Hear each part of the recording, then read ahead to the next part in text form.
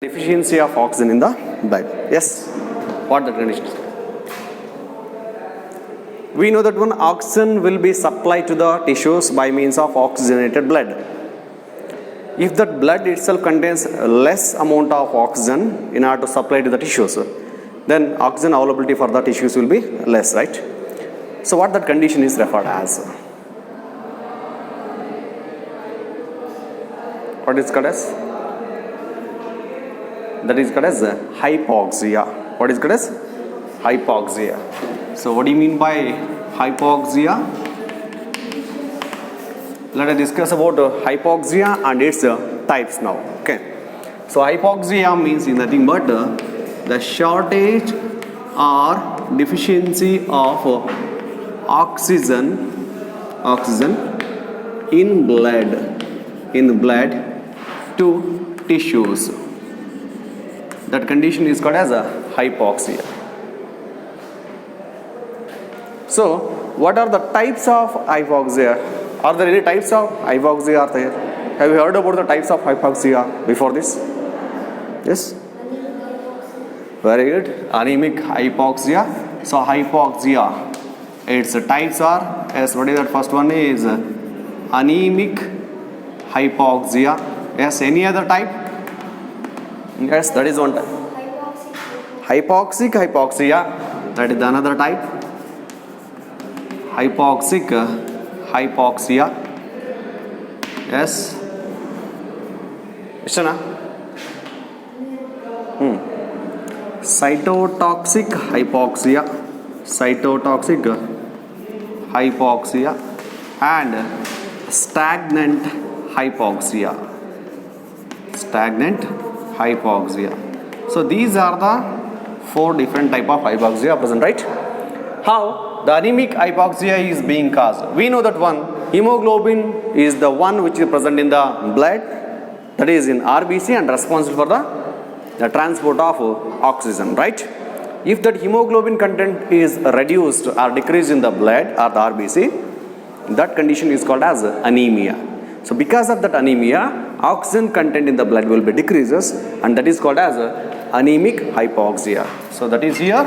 So this anemic hypoxia, this one is due to decreased hemoglobin in blood. Okay, that is in case of anemia. In case of anemia. So such a method is called as anemic hypoxia. Means here, hypoxia means shortage of or the decrease in the oxygen quantity in the blood. And that is due to deficiency of oxygen in atmospheric air itself. Oxygen is deficient in the atmospheric air only. Because of that, hypoxia is being caused. Then that is called as hypoxic hypoxia. So this hypoxic hypoxia is due to, this one is due to deficiency of oxygen in atmospheric air itself. Then it is called as hypoxic hypoxia. What about cytotoxic hypoxia? If it occurs, means the person will die. If this one occurs, means the person will die. Cells? No. You tell something. Cytotoxic. Here, cyto refers to cell. Because of the entry of some toxic substance into the cell, which reduces the ability of the RBC to transport the oxygen. This happens because of cyanide poisoning. So cytotoxic hypoxia, this one is due to cyanide poisoning. So only if the cyanide is touched into the tip of the tongue, means also immediately they will die, right? Why? Because this causes the death of the cells. Because the cyanide is toxic to the cells, so the RBCs will get lysed, right? And that reduces the availability of oxygen content or the oxygen utilization by the cells. So because of that one, the person will die. Is it clear? Next is stagnant hypoxia. What do you mean by stagnant hypoxia? Stagnant. Don't go with that meaning here. Stagnant hypoxia. It is amount of oxygen availability in the atmospheric air is normal. Okay. Amount of oxygen in the blood is also normal usually. But the amount of blood carrying the oxygen to be pumped into the various tissues is abnormal. What is the meaning of that one? Here, the stagnant hypoxia is caused due to failure of heart to pump the enough amount of blood. Right? It is due to failure of the heart to pump enough amount of oxygenated blood. So this one is due to failure of heart to pump enough amount of blood. Pump enough amount of blood. Then that is caused as that is called as stagnant hypoxia. These are the different type of hypoxia. Okay. So hypoxia refers to shortage of oxygen in the tissues or shortage of oxygen to the tissues. Okay. Based on the various conditions causing that hypoxia, there are 4 different type of hypoxia are present. Any doubt in this one? Okay.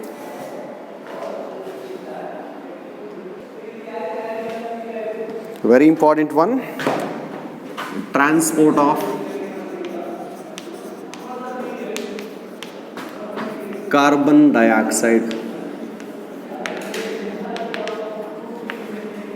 So this transport takes place from tissue surface to alveolar surface. That is from tissue surface to alveolar surface. The first one. So how the carbon dioxide get transported means here. First one, in dissolved state. First form is in dissolved state in plasma. So how much carbon dioxide will get transported by this means? Only 7% of carbon dioxide get transported. That is, only 7% of carbon dioxide get transported through plasma.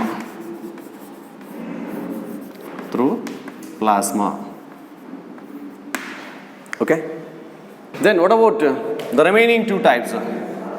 Second one, as bicarbonates, right? As bicarbonates. This one is the most important one and the complicated process here. Right? Yes. How the bicarbonate formation takes place in the RBC, and which enzyme is responsible for that one? Carbonic anhydrase, right?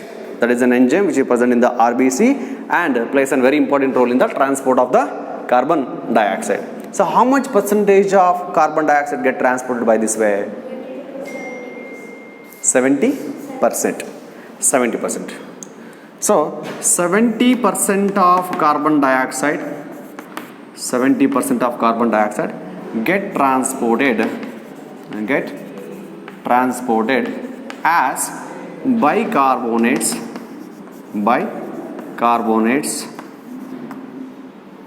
Okay. So how the formation of bicarbonates takes place here? Let's learn the mechanism of transport of the carbon dioxide in the form of bicarbonates. That is, in RBCs, what happens in RBCs? Carbon dioxide mixes with water. So then what it forms? That forms what that is called? Carbonic acid. Okay. with water and forms carbonic acid. So what is the nature of this carbonic acid? This carbonic acid is unstable compound. Unstable compound. So this carbonic acid is unstable. So carbonic acid immediately get converted into bicarbonates with the release of hydrogen ions. So immediately what happens? Carbonic acid, such carbonic acid is converted into hydrogen ions as well as bicarbonates. Okay, so in this way the bicarbonate formation takes place in the RBC, okay, with the help of an enzyme. What that enzyme is? Carbonic anhydrase. Let us see its equation now. That is, carbon dioxide, when it combines with the water, it forms, so what will be formed here? That is H2CO3, which is called as carbonic acid. This one is called as carbonic acid, right? Yes. Such carbonic acid is, whether it is stable or unstable one? Carbonic acid is unstable, right? Yes. So as a result of that one, immediately it is broken down into or converted into hydrogen ions as well as bicarbonates. Okay. So these are the hydrogen ions and these are nothing but here bicarbonates. So both these catalytic actions are catalyzed by carbonic anhydrase. An enzyme which is present in the RBC. So in short, let's write it as Ca, that is carbonic anhydrase. Is it clear? Okay. Now, what happens to these bicarbonates, whether they get transported as such through the RBC or any changes takes place? Okay. Let us understand this with the schematic representation. Okay.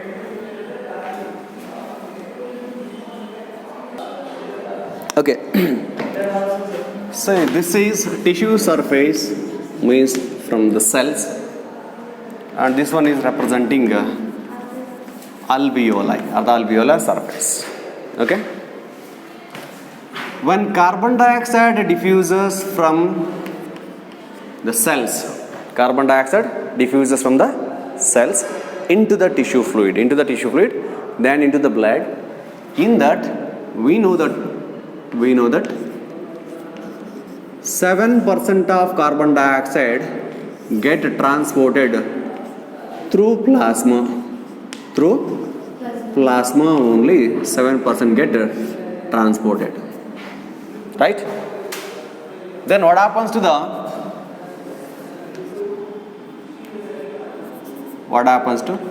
70% of carbon dioxide? This carbon dioxide combines with water and give rise to the formation of what is that compound? H2CO3. As this H2CO3 is unstable, that is carbonic acid, which get broken down into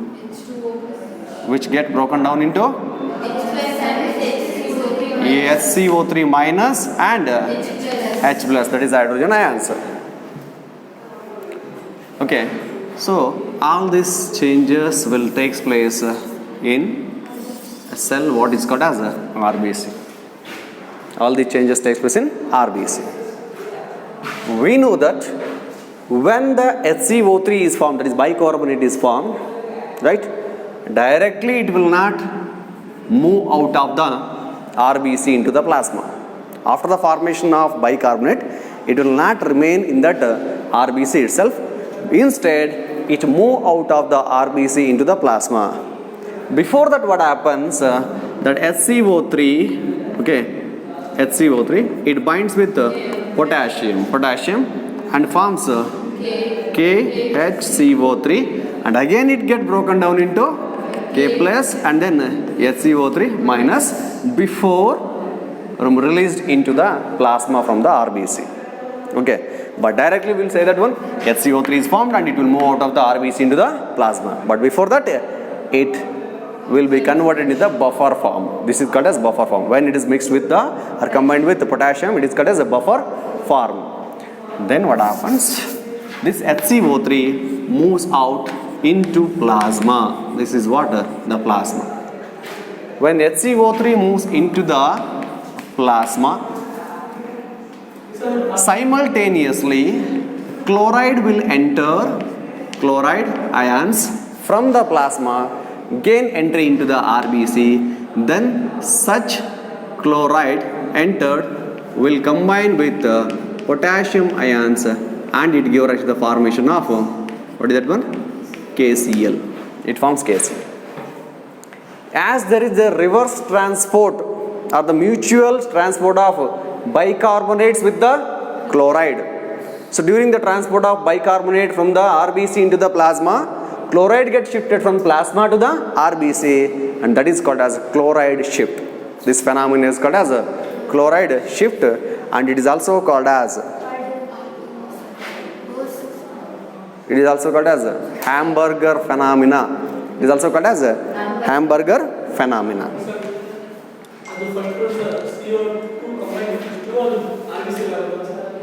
This one. First one. Completely this is RBC only. So whatever we are representing here, that takes place in the RBC only. This is one form. Right? Next what happens?